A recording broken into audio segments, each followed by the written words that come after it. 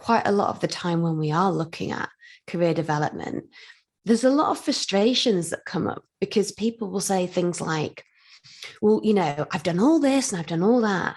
But what they're not doing is sharing that with anybody else. So communication plays such a huge role because we're sat there saying, well, I've done all this, I've done all that, and nobody else knows. So being able to self-advocate for yourself is such an important area in terms of propelling a career that a lot of people aren't doing. Welcome to the HR L&D Podcast with your host, Nick Day, CEO and founder of JGA Recruitment, specialist HR recruiters.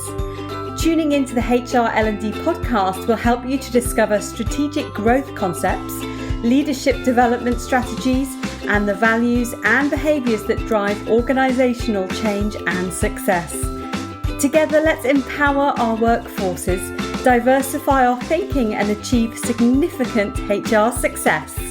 Hello and welcome back to the HR L&D Podcast. My name is Nick Day, CEO of JJ Recruitment, specialist HR recruiters. And today it's a fantastic day because we are celebrating International Women's Day, which is all about commemorating the cultural, political and socioeconomic achievements of women. Hence, I am delighted to welcome today's guest, Rachel Gilfrin, who is a confidence and career coach who works with ambitious women to grow their confidence and propel their careers.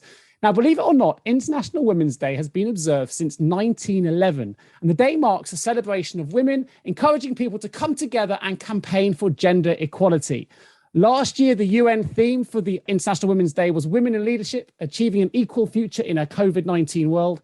And this year, the theme is Gender Equality Today for a Sustainable Tomorrow. Well, Rachel, who joins me today, works with women on developing confidence in all areas of life, but she also works with businesses to improve and support gender diversity in the workplace.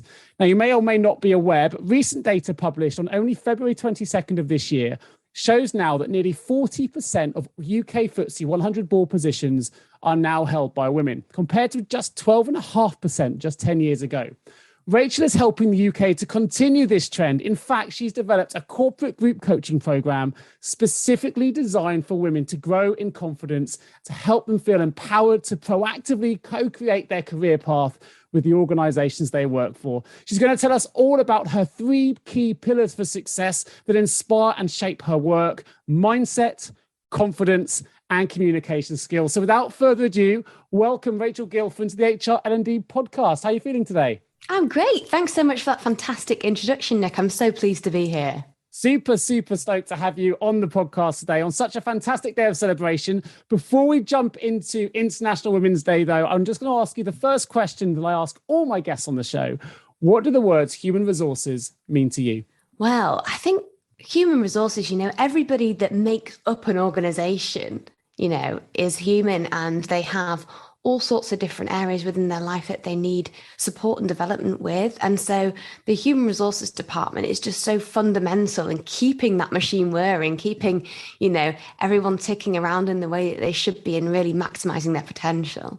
Fantastic. Couldn't agree more. Now, funnily enough, I read on your website that something that helped shift your perspective when you were once lacking confidence was listening to lots of different podcasts. I'm hoping this HR L&D show is helping others who are listening right now as well. Fingers crossed. I'd love, though, if you can, just tell us a little bit more about your shift for yourself and in that mindset, really, that helped inspire you to launch Rachel Harriet coaching business. Yeah, of course. I think really for me, at the time I was working within my corporate role, which was in the technology industry. And I was really keen to kind of really begin to move forward in my career and progress, but I just felt so challenged in being taken seriously and having my voice heard. And the challenges that I was having was that I didn't know how to effectively articulate myself. I knew that there was so much there, but I couldn't really bring it to the surface. And the shift that happened for me when I started to look at, listening to different podcasts and understanding more about mindset was really just this comprehension of choice and decision. And the fact that we can make a decision to look at things in a way that positively contributes towards a goal or negatively detracts from it. And quite a lot of the time when our minds are on autopilot, what we're listening to is unfortunately limiting beliefs which are detracting from the goal that we're trying to get to. So that that shift for me that really made me stop and think about the way I could change my approach was definitely all about looking at that decision. There must be people listening to this already, and there's only been a few moments into this podcast. I'm thinking, oh my God, Rachel was really anxious about being articulate. I mean, you sound so articulate. You've been on so many podcasts. You're now delivering coaching on this very, very subject. So what is it that helped you make that complete sort of 360 mindset shift from someone who was feeling anxious at the time to actually launching a business focused on delivering support into the areas, I guess, where you felt initially you had potential challenges? Yeah, absolutely. Well, you've hit the nail on the head. The reason that I wanted to start that business to support other women was because I'd had the challenges. I knew that I had so much more to offer, but I just didn't know how to get there. And I think that the challenges initially in articulating myself were all down to confidence. It was very much about really looking at believing that what I had to share was of value. Okay. And when I began working on that confidence, the articulation of where I wanted to go and refining my communication skills in line with that all came together really nicely. Rich, I guess, you kind of lean towards this in the introduction is where that 3 pillars come in, because it all starts with mindset and then building confidence to look at, okay, actually, maybe I can do this. And then the communication skills can be refined to such a fantastic level to really reach and resonate with people because those other 2 things are already in place. And for you, I mean, it is International Women's Day today. Clearly that you have a calling to really support women in particular. You've aligned yourself specifically to supporting women. I mean, the first line on your website, which I love, it hits you really straight between the eyes here. Ladies, unlock your potential. It's kind of the first line on your website, which I love. Why in particular, though, do you find that women struggle to be understood or seen at work, as opposed to men, or why have you particularly aligned yourself with the women's cause?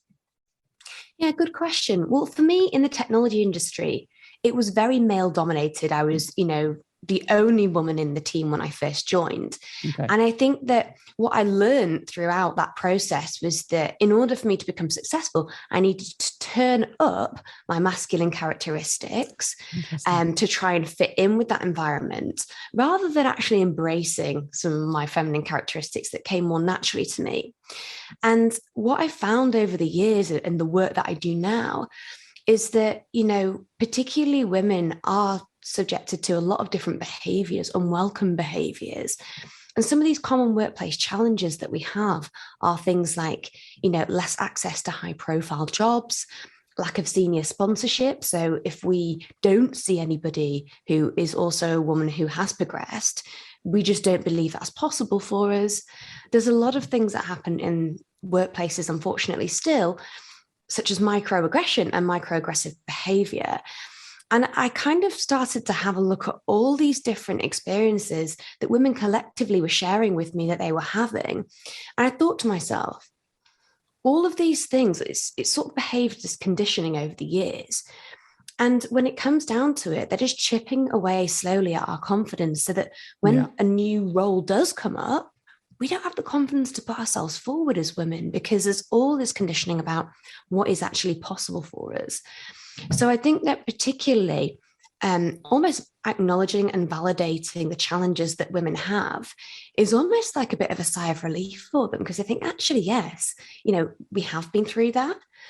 And I think that with organizations, they tend to look at creating a fantastic culture from the inside out, which is always great. But what they sometimes don't consider is the fact that this conditioning and this behavior that women have experienced is very likely to have gone on prior to this individual joining their organization. So you can create the best culture or the best environment that you want from that place, but we actually need to acknowledge that there's already some things there that have really enhanced how women tend to behave towards career progression. Do you feel, it's International Women's Day today, so there's going to be a lot of awareness out there, a lot of celebration, which is great. But you mentioned some words there, microaggressions being one. Sometimes that just the amount of time we've become, I think the word you used was conditioned to respond in a certain way. it's great this awareness is happening, of course, and there's going to be loads of celebratory stories, which is fantastic. I want to talk about those in just a moment as well, because I think it's good we get both sides to that to make sure we haven't got to the end game yet. We need to keep pushing. But do you think there are potentially going to be people listening to this, or certainly people you work with, who aren't even aware that they're necessarily being subjected to these microaggressions because they've become so conditioned? And therefore, is that another sort of barrier or layer that we need to try and remove so that people are more aware that they're even in this environment? Sometimes people aren't aware they're being abused. Does that make sense? Or being overlooked because they haven't looked at it that way, or, as you put it, they've been conditioned to such an extent that actually that awareness is almost gone. Are you finding that in the work that you do, or do you think there's still a problem there in that regard in the UK? Oh, absolutely. I think there is still a problem. I think especially within organizations, if the behavior is coming from a specific number of sources, what we tend to do is normalize it. So even when speaking with peers or colleagues about the behavior, it's almost joked about or, swept under the rug as, oh, that's just the way it is. And I think that until we have somebody to say, actually, that shouldn't be the way it is, and that isn't okay, it really takes for that moment of clarity to make you think and reflect back on experiences that you've had and think, actually, no, I shouldn't have put up with that. And I think another thing that's a challenge for people in this situation is they watch or witness other people go through that. So, for example, they could be in a meeting and somebody could speak over someone and kind of just dismiss what they were trying to say. If that person then doesn't react or say anything back, that behavior is normalized. So what I'm trying to spread the message of as part of International Women's Day is all about calling out that behavior in a way that doesn't feel, confrontational, because it doesn't need to be. Sure. It's simply a corrective measure, calling out that behavior and calling out the behavior on behalf of others as well, who perhaps don't have the confidence to do that. Because when we start acknowledging it and calling it out, everybody else will begin to notice as well. Yeah, no, perfect. I'm going to read out some statistics from the recent findings that have been published 22nd February. Some really, really good statistics in here, really progressive statistics. However, I'm going to taint it a little bit because I still think we've got further to go. But it is International Women's Day today. And the good news is, as I mentioned in my introduction, we are seeing many organizations doing more than ever before to address gender diversity in relation to leadership roles in particular. And as I mentioned earlier, in the UK, we have climbed to second in the international ranking for women's representation on boards at FTSE 100 level. The new data shows nearly 40% of UK FTSE 100 board positions are now held by women, compared to just 12.5% just 10 years ago. The findings do demonstrate a major sea change in attitudes to getting women leaders to the top table of business in the UK, which is fantastic. And with women's board representations have also increased across not just the FTSE 100, which is now 39.1%, but the FTSE 250, 36.8%, and the FTSE 350, which is 37.6%. However, and we're going to see lots of success stories here, and rightly that we should, and lots of things, the government saying we're doing great work, and we are. However, I want to just sort of put a little underline here. It's really important that we continue to build on this success, that we continue to increase women's representation on boards and in leadership. Because while there has been remarkable progress at boardroom level, still only 1 in 3 leadership roles and around 25% of all executive committee roles are held by women. So my question for you today, I guess, Rachel, is this. What do you think is holding back this statistic?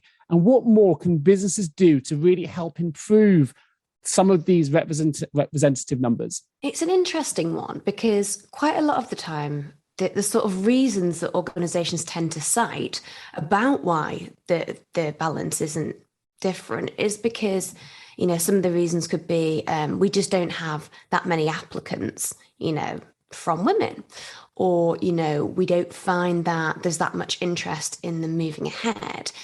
And I think that quite often what we find is that women do have an interest there, but they're waiting for that permission slip. So they're waiting for, somebody, either their line manager or somebody from human resources, to tell them that they're ready or that they're good enough. And I think that the challenge that comes there is that they're not going to have the confidence to put themselves forward. It's a self-fulfilling prophecy that, the applicants that they're going to keep getting for these more senior roles won't have as many women there. I think that organizations' communication skills are absolutely key, because I'm such an advocate for people staying within the organization and making a career there, which is why I encourage co-creation of that career path within the organization. But so often I think that, we see people leaving places or handing their notice in saying, there was just nowhere for me to go, I'd hit a ceiling effectively.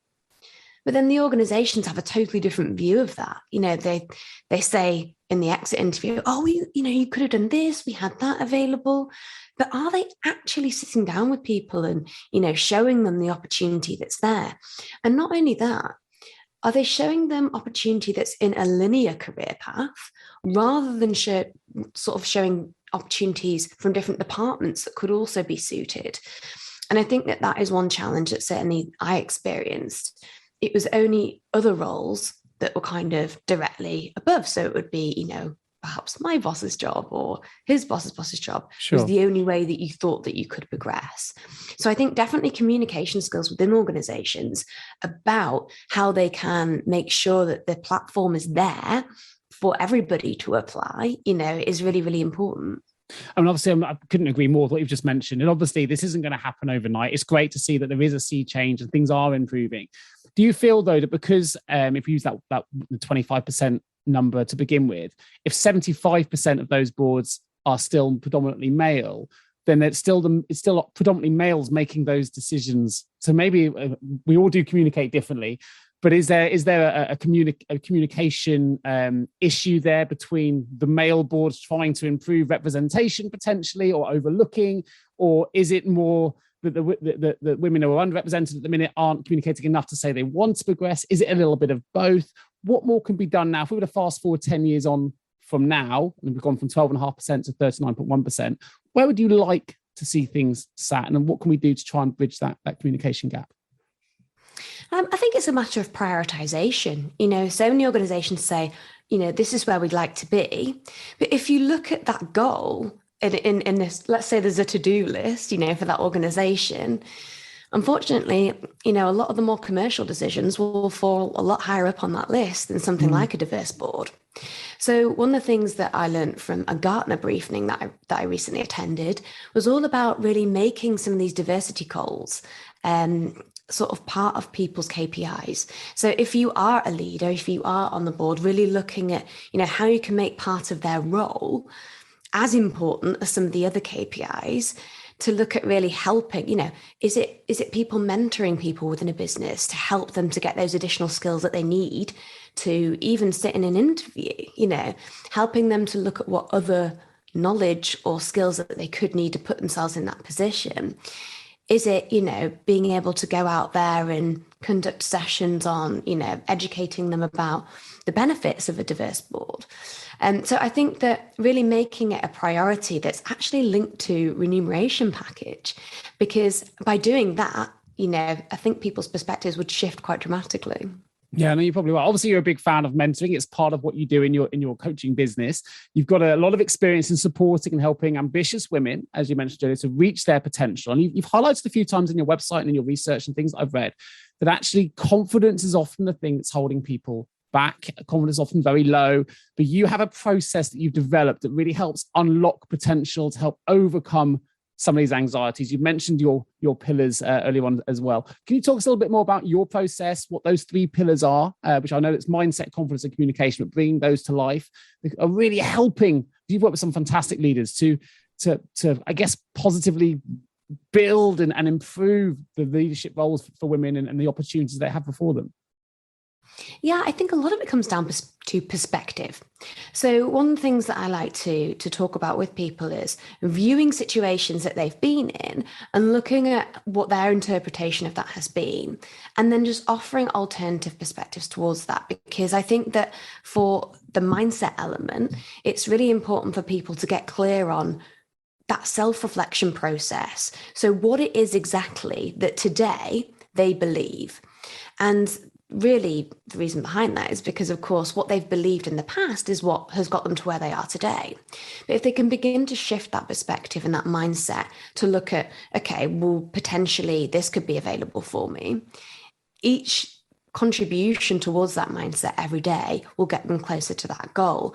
And I think that developing that inner trust in knowing, actually, I do have the choices, the decisions to make about, what I believe is possible for me, is fantastic from that personal integrity piece. Because, when you say that you're going to do something and you do it and you carry that out, the confidence will build naturally as a result of that.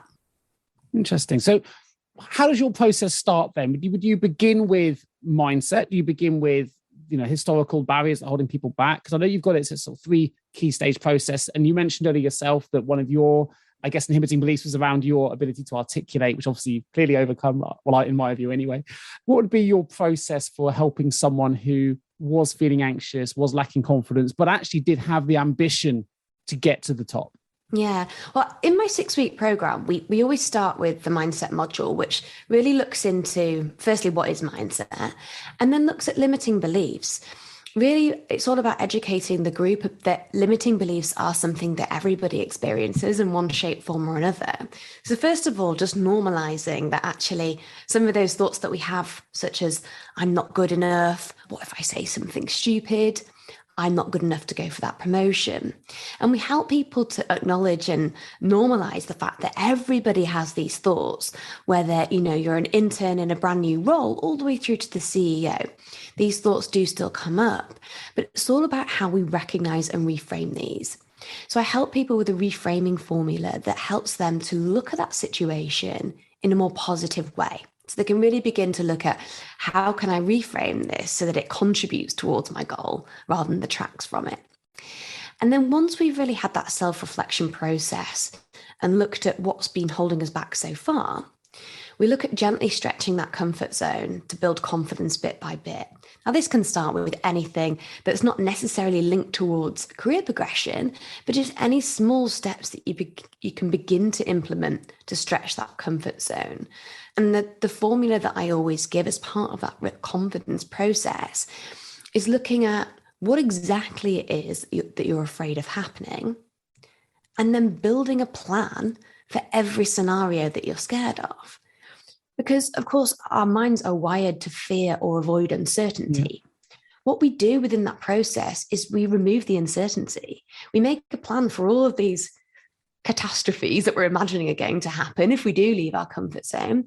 And once we've got a plan for everything, it's like, okay, well, I can take the next step now because I know what I'm going to do. Even if the worst happens, I know what I'm going to do. So building confidence in this way is a very practical way of getting people to move forward towards their goals, actually trusting in themselves as well.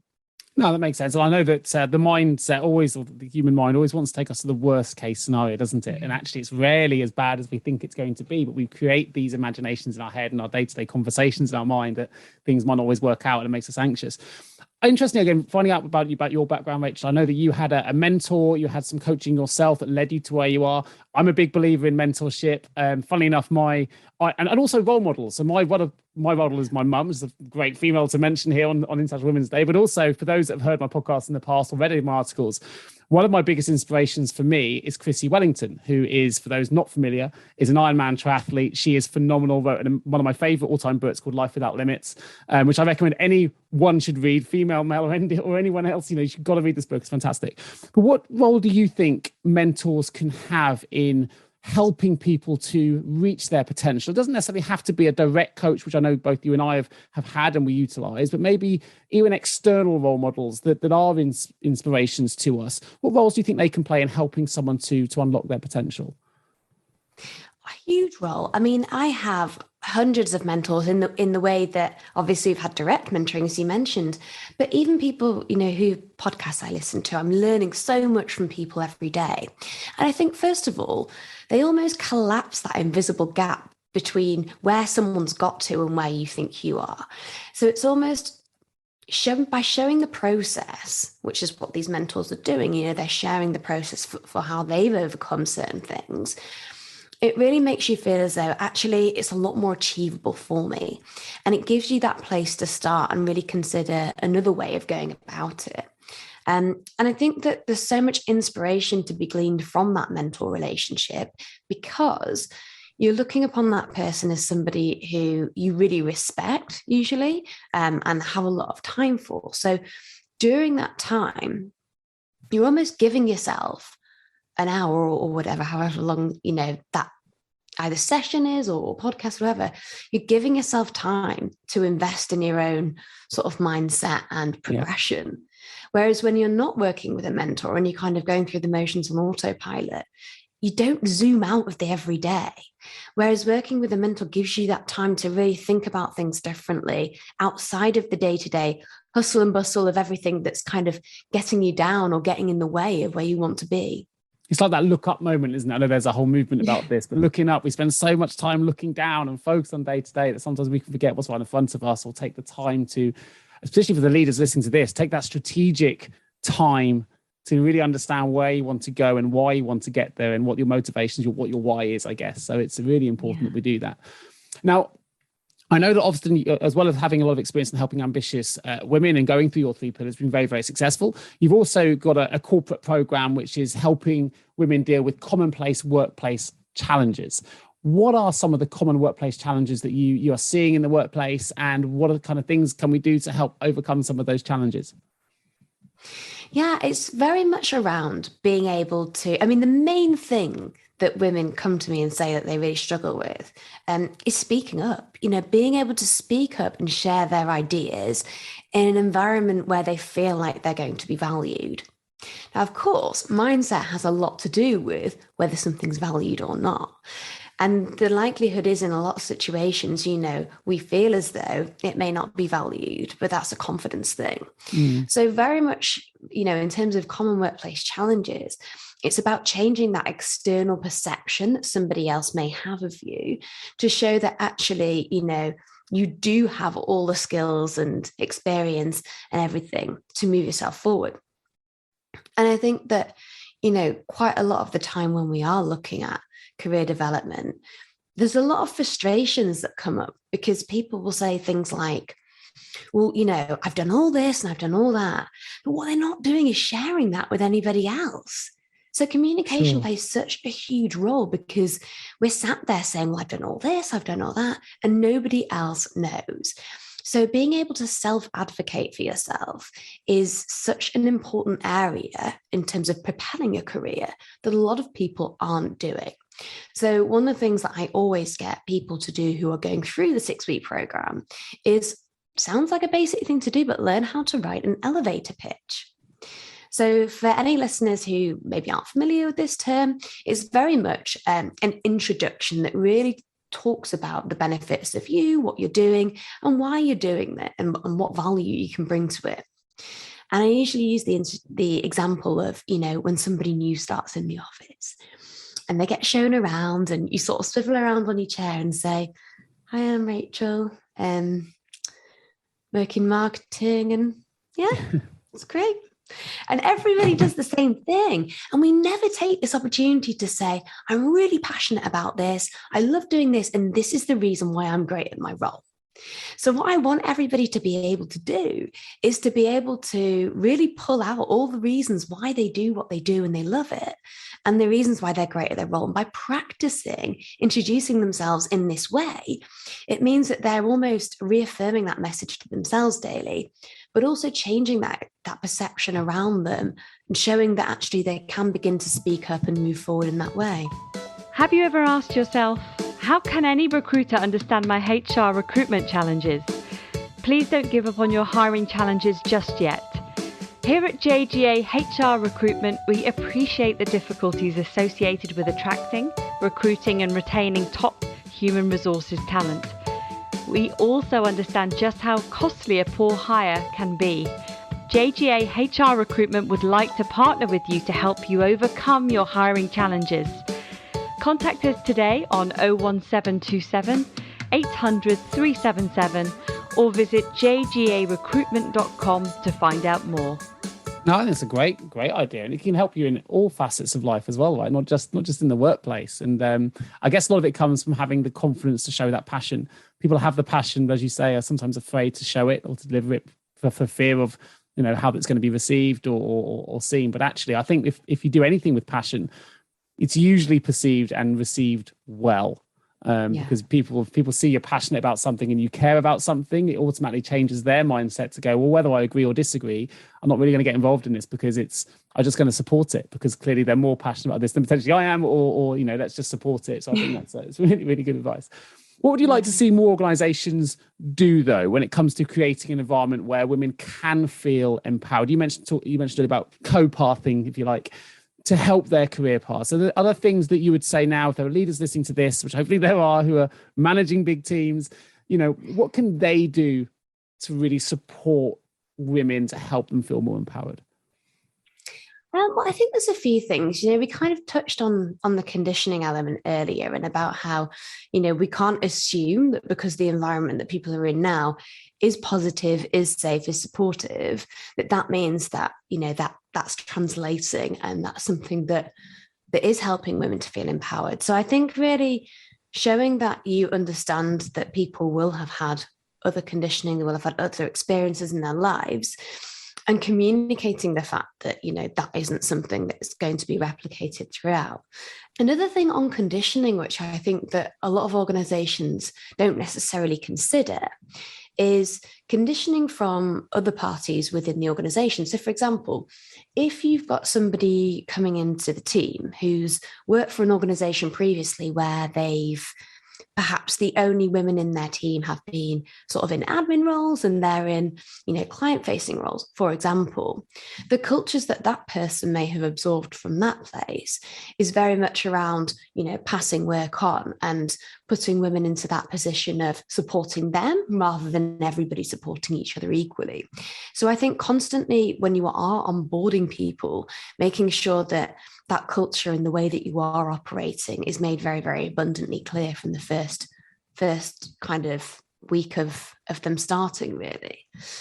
And I think as well, when we look at organizations trying to support more women to get ahead, what we tend to see is sort of an early adoption within this, gender diversity and things like that. And there's a lot of people who are very pro that. And so when you do see people supporting or, advocating for others or trying to sponsor people to get ahead, that's fantastic. But there's other people within the organization that you'll notice that are maybe a little bit quiet and never actually get involved with these sorts of initiatives or never actually volunteer to mentor or just don't necessarily get involved. And I think a lot of the challenges that we have is those individuals don't think that any of this applies to them. It's like, I'm not from, a minority. I don't have, I'm a man who's been in this role forever and I know my path. And a very high percentage actually of people within organizations just aren't subscribing to understanding more about, diversity and inclusion as a whole, which is a challenge because whilst we can celebrate the progress that we're making with the people who are at the forefront of that, there's still these people on the ground who are creating, an environment that other people are working with them in. So not necessarily kind of celebrating the wins that you're having with those early adopters, but really looking at the organization as a whole and noticing which groups of people aren't necessarily getting involved or trying to help towards this goal. Because the people that are probably quieter or not getting involved are probably where that education piece really does need refining. Yeah, that makes sense. Now, I have to mention as well, it's International Women's Day today. You've actually developed a specific coaching course to celebrate today as well and to really help businesses, to help people, both on an individual and corporate basis.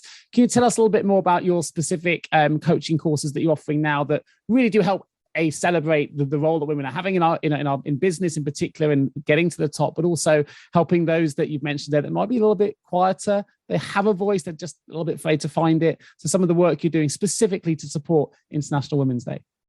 Yeah, sure. Well, it's been a super busy last couple of weeks. So I've been conducting 1-hour women's confidence workshops for organizations in celebration of International Women's Day, which has very much been around taking some of the core principles from my 6-week program. So as some of the things that we've discussed today, really looking at reframing limiting beliefs and really starting to build those building blocks of confidence, which is massively helping. And the feedback has been phenomenal for those. And as well, the 6-week corporate program looks at mindset, confidence, and communication, of course, my 3 pillars. But it also takes it a lot further and looks at things like dealing with microaggression, being able to speak up in meetings, and setting boundaries as well, because a lot of what we're seeing within well-being at work, so many people are kind of citing feelings of, burnout, overwhelm. And I think a lot of that comes from, not being able to moderate our responsibility within the organization. So women do tend to be people pleasers, and we do tend to take on more than we probably ought to, because we want to be seen to be going over and above. And what this can result in is, overwhelm and burnout. So we really look at how we can set boundaries in a professional manner that actually helps the other person to find an alternative source of support, so that nobody's losing out, but it's very much protecting your own well-being in a professional way. So there's so much that goes into these 6-week programs, and it's very much designed to help women come out the other side of that feeling empowered to co-create that career path with the organization they're working for. I see statistics all the time about people who want to move ahead in their careers, but they want to stay in the organization. But as we alluded to earlier, feel that there just isn't that place for them. I think there was a stat the other day, 82% of people would consider leaving a job if there were no career progression. So it's about people taking responsibility for their own career progression and almost speaking up and saying, this is something that I've identified that I'm really passionate about.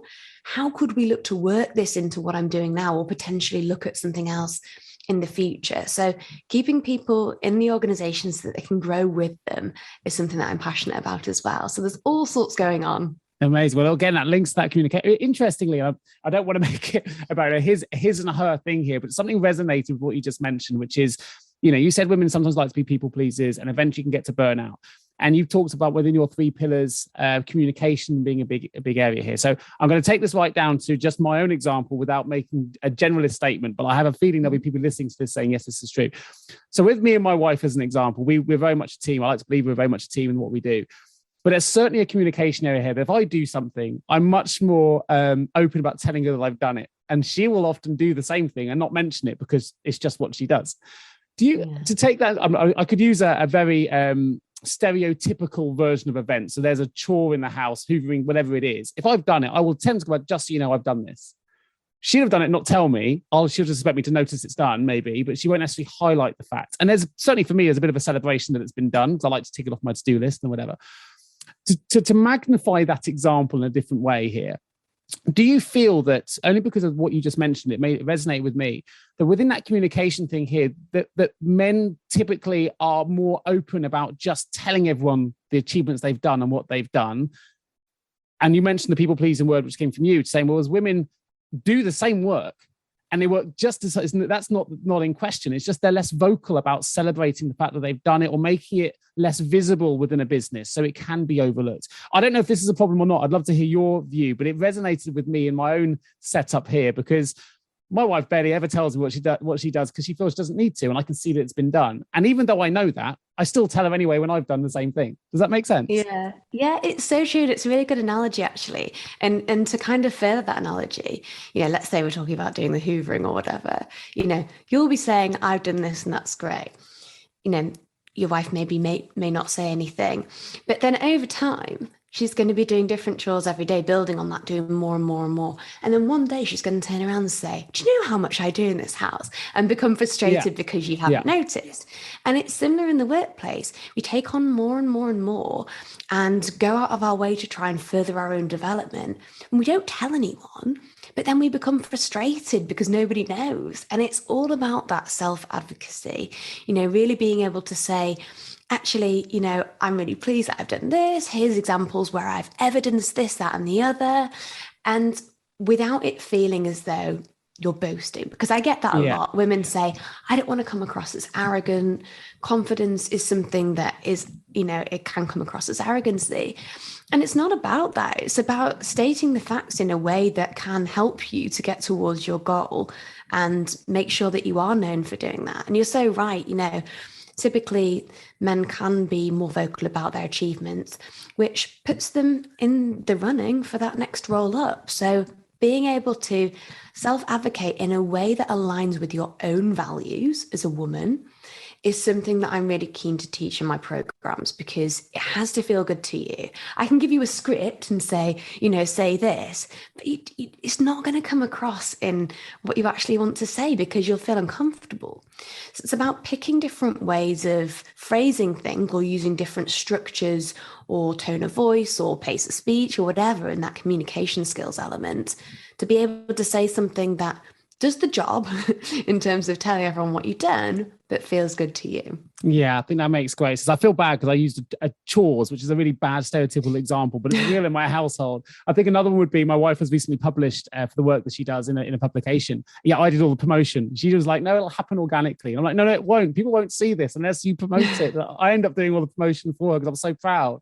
But it was like, it was interesting. And maybe it's such a small, study group within me and my wife here, but it was just how we work. It was quite interesting. And there's another example there of me wanting to shout about everything she's doing. And she's been quite happy going, I don't know, no, people will just see it organically. And it was just a different mindset places. Last question for you today, Rachel, is this. So we've had 2021 talking about promoting International Women's Day and being focused on women in leadership during COVID-19 times. 2022, we're looking at sustainability and the link there. If you could choose the UN theme for 2023, what would it be for International Women's Day? Oh, that's such a good question, Nick. I think it would definitely be something around communication skills, communicating your way to success, because it's a challenge for both individuals and organizations. And the challenge is that, it all comes down to perspective.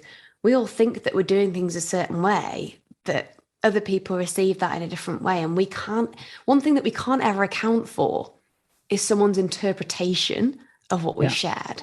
We can never account for that because all of their personal experiences prior to that, i.e. their mindset, is going to interpret that for them. So I think that understanding that process and being able to communicate with people effectively at all levels is going to be hugely significant in contributing to greater gender diversity or certainly equality in the future. I think that's a brilliant answer. And a great way to round off the podcast. I am going to open the HR L&D vault, and I'm really interested in these answers. So some short questions with some short answers, because I've seen your journey. I've read about your journey to where you are today, Rachel. Opening the L&D vault. So first question is this. In hindsight, what's the one thing you now know that you wish you had known when you began your career? Oh, without a doubt, I wish that I'd learned to value myself earlier on, 100%, but also understood how my mind worked. Understanding that actually limiting beliefs happen to everyone, the way your brain works is normal, would have massively helped me to propel myself a lot further along. Fantastic. If you can give one piece of advice to the world to help everyone working in the world of work right now, what would it be? Easy. Confidence can be learned. This is my mantra. And so many people just say things like, I'm just not naturally confident. That just doesn't come naturally to me. It can be learned. It's like any other skill. And it's something that if we work at and we're committed to, we can learn it. Amazing. Fantastic. If you had the opportunity now, what advice would you give a younger self just starting out in the world of work? I would definitely ask them to do a bit of self-reflection and try and understand, what their values are. So looking at things that they don't want to have to change or alter, they want to be able to have a compromise-free version of their lives, and try and live their life by those values. So really bearing them in mind with every decision that they make. But also one thing that I always ask my clients to do when we're doing kind of career coaching and that sort of thing is journaling on their ideal day at work. So what does it look like? What sort of tasks are they doing? Are they working with other people? Are they working with animals? Are they working alone? What does that look like? And I think it really helps people to begin to shape actually what they'd love to do. And even having that idea in mind, even if you're at the beginning of your career and you think, well, great, I've got my ideal day here. How do I make that happen? It doesn't have to be overnight, but by having that clear vision means that you're a lot more likely to be able to build steps to get there towards it rather than somebody who hasn't got that vision. That makes total sense. Fantastic answer. This last question here, I'm going to have one question after this specifically for International Women's Day, but before we get there, what's the guiding principle or behavior that you've seen in every leader that you would consider great that you've worked with? I think integrity. I think that, integrity is so hugely important, and humility as well, because, being able to have people trust you, and know that you're going to deliver exactly, what you've promised is so hugely important. Because with a lot of leaders, I think that if you're in a large organization, it can often feel as though they've got their own motives for delivering to you what they're delivering. And it sometimes feels like they can be misaligned with our well-being. I know that's personally happened to me, Sure. The motives that leaders have had haven't necessarily had my best interests at heart. So being able to kind of display humility and integrity in that way, I think helps to kind of collapse that hierarchical gap between a leader and you. No, well, I love that answer. My answer would be trust. And I think they're pretty closely aligned between trust and integrity. So you've fully had me with that answer. So I fully agree. So last question is this: International Women's Day. If there was a woman or women in your life that you would particularly like to celebrate today, who would they be and why? So I'll choose a mentor in this one from my personal life, actually. A mentor I really admire is Carrie Green, and she's somebody who set up the Female Entrepreneur Association, and somebody who has so many guiding principles throughout the work that they do that resonate with just everyday people that have the same struggles. And by being such a relatable leader, I would definitely want to celebrate her. And someone from my personal life, I would say my sister. My sister is called Thea, and she is somebody who always believes in me, no matter what I'm doing. There's just no question in anything that I do that I won't achieve it. And I think sometimes she believes in me more than I do myself. It's like I'm going to say, that something that happens every day, I don't know, that the sun's going to come up. It's like, all right, yeah, you're going to do it.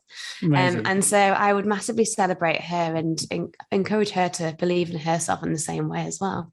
Fantastic. Well, in a minute, we're going to find out exactly where we can find out more about you. But I'm going to take the opportunity, because it is International Women's Day, to give a shout out to the one inspiration in my life as well, who is a woman, which is my mother, who, despite being homeless at 15, is now a CEO. So is one of those great statistics of CEO of her own company, which is the largest baby franchise in the UK. It's actually in 28 countries now as well. She went back as a mature student at university in her 40s, now has a PhD. So she did all of her education later, despite being told she'd probably never amount to anything. So I have an opportunity to say shout out to her, because she inspires me every day, and it's a great opportunity to do so. So some fantastic women out there doing some great work, and if we can't celebrate them at the end of a podcast, then you never can, right? So that was my little absolutely. shout out to her. That is such an inspirational story, and I think that we should be celebrating. We should be celebrating everything that people are doing in their day-to-day lives, and looking at not only celebrating those people, but looking at how we can support other people to achieve the same or different results that they would want. Absolutely agree. So for those that are listening to this right now, and they want to find out more, they want to maybe engage in your amazing coaching courses. And by the way, it's a fantastic website. There's blogs, there's about me, you can book in for some direct chats and bits and pieces. And the link will be in the show notes, which is rachelharrietcoaching.co.uk. So I'll put that link in the episode notes. Are there any other particular links that you'd like to highlight today, Rachel, for our audience? So within the website, there is a corporate coaching section, which has a bit more information about my 6-week program that we've talked about today. So definitely check that out and see if that resonates. Also, please do connect with me on LinkedIn. I'm always looking to gain new perspectives about challenges that people are facing, and look at how I can continue to tailor my options for courses to make it as relevant as possible for people. So definitely connect with me on LinkedIn. My name is Rachel Gilfrin. And of course, the spelling of the name will all be in the show notes, so you don't have to be thinking, what on earth is that name, which I often get as well.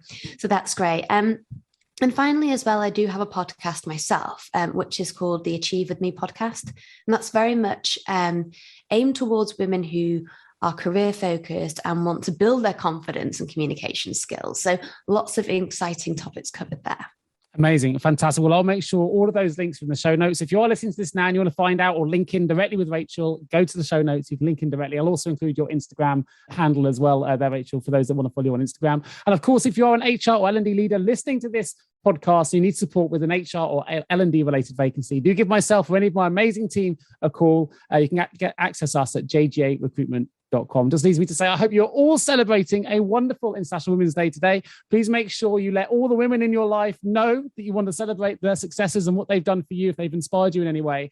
And I just want to say a huge thank you to Rachel for joining me today. Well, thank you so much for having me on. It's been a fantastic way to celebrate a great day. So thanks, Nick. My pleasure. I look forward to being in the next episode real soon. Thank you so much for tuning into the HR L&D podcast with your host, Nick Day, CEO of JGA Recruitment Specialist HR Recruiters. If you need any help with the current HR or L&D vacancy, then please get in touch with Nick and his team. All contact details can be found in the episode notes. In the meantime, to make sure you never miss a future episode, please subscribe to the show through any of your favourite podcast channels. Till next time.